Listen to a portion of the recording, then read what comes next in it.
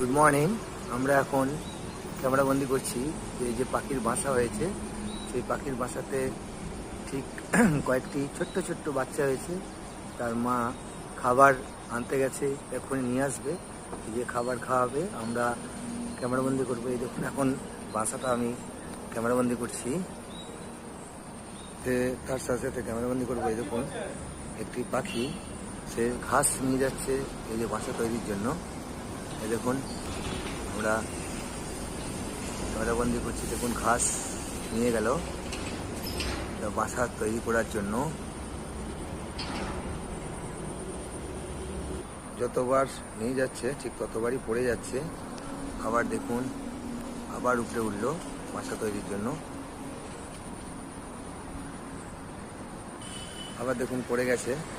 কতবার চেষ্টা করছে এইটাকে তুলে নিয়ে যাওয়ার জন্য।